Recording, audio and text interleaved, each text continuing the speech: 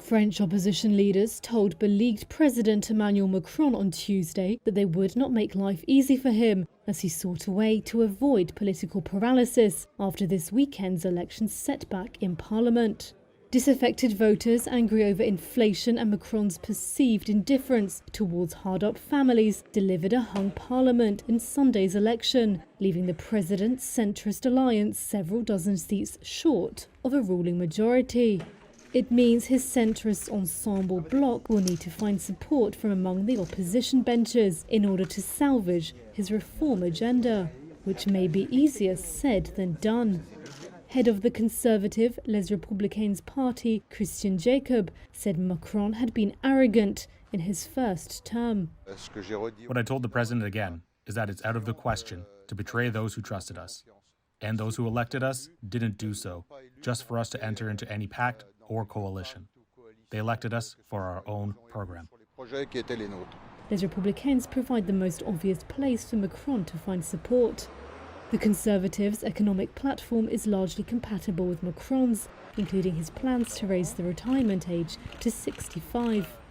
However, the Conservatives have so far ruled out a formal German-style coalition pact. Even so, Jacob said his party would be reasonable and would not block the institutions. Macron's camp has said it hoped to find and work with moderates on both sides. The man himself has not spoken publicly since the election. Sunday's vote delivered a fragmented parliament and plunged France into uncharted waters, with no rulebook on how to exit the crisis. If Macron and his alliance fail to secure support, France could face a long spell of political gridlock that may later on compel him to dissolve parliament and call a new election.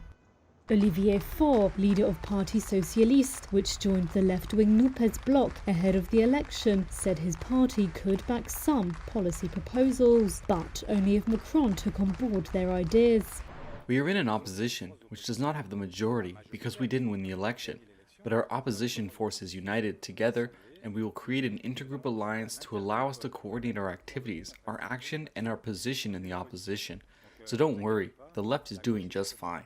As Macron hopes to make new allies, he is also sticking with his old ones. He has refused to accept Prime Minister Elisabeth Borne's resignation, despite calls from his opponents for her to go. Ministers have insisted the government remains functional. No easy solution appears to be at hand. And from Thursday, Macron will be distracted by a week of international meetings abroad, including EU, G7, and NATO summits. Do you know how it feels to have the President of the United States to target you? The committee investigating the January 6th attack turned its attention to the harassment election workers faced by President Donald Trump and his supporters as they attempted to pressure them to overturn the election. Among them, former Georgia state election worker Wandrea Arche Moss and her mother, Lady Ruby Freeman, who were falsely accused by name of voter fraud by Trump and his attorney, Rudy Giuliani. Ruby Freeman and Shay Freeman Moss and one other gentleman quite obviously surreptitiously passing around USB ports as if they're vials of heroin or cocaine. Mr. Giuliani accused you and your mother of passing some sort of USB drive to each other. What was your mom actually handing you on that video? A ginger mint. The two said they were inundated with death threats from Trump supporters. It's turned my life upside down. I no longer give out my business card. I don't transfer calls. I don't want anyone knowing my name. I don't want to go anywhere with my mom because she might yell my name out over the grocery aisle or something. I don't go to the grocery store at all. I haven't been anywhere at all. I've gained about 60 pounds. There is nowhere I feel safe. Nowhere. I didn't want to be used as a pawn. Witnesses on Tuesday included Republican election officials who rebuffed Trump's efforts.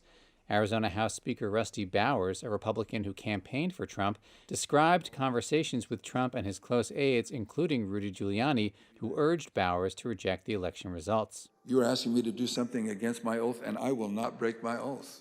As a result, Bowers said there were demonstrations at his house. They have had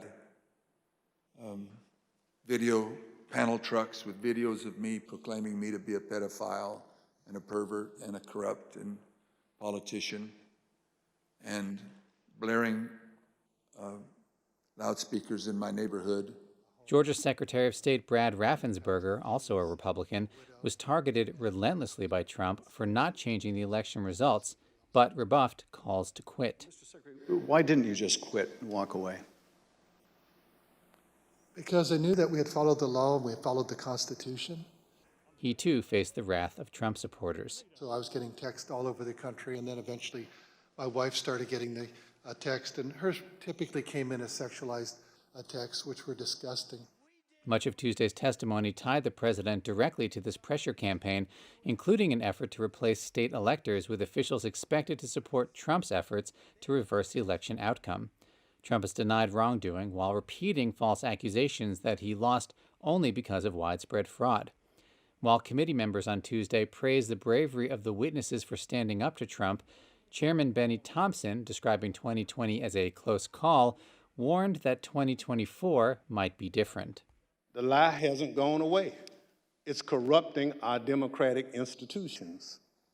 People who believe that lie are now seeking positions of public trust. Who will make sure our institutions don't break under the pressure?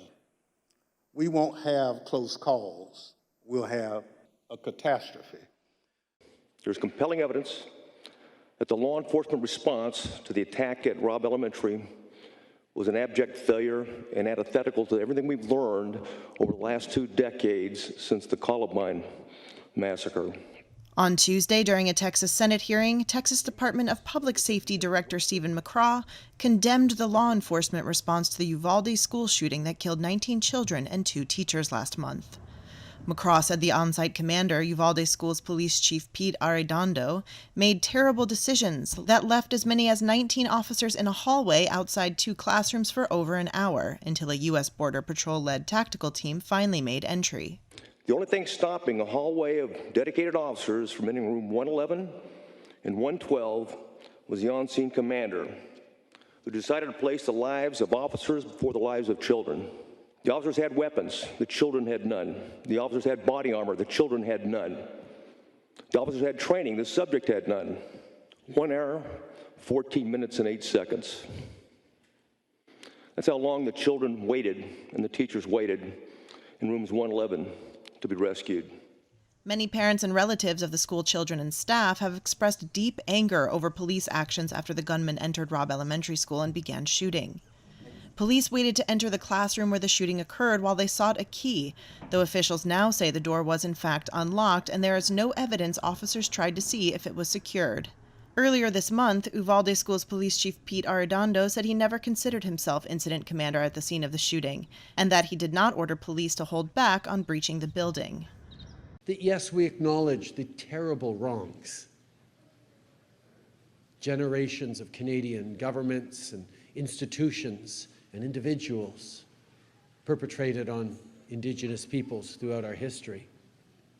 But we cannot only get wrapped up in the difficulties, even though they color everything we exist. We do have to take moments to celebrate. We do have to take moments to stand strongly and proudly in learning from each other and celebrating culture and identity, and watching Indigenous people stand up strongly and clearly say, we're still here. We know the horror of residential schools. And we know that for generations, Canada tried very, very hard to erase Indigenous identity, culture, and strength. But even as residential schools were busy teaching Indigenous children that they had no value, every other school in this country was busy teaching non-Indigenous children that Indigenous children had no value. All schools were sharing that wronghood.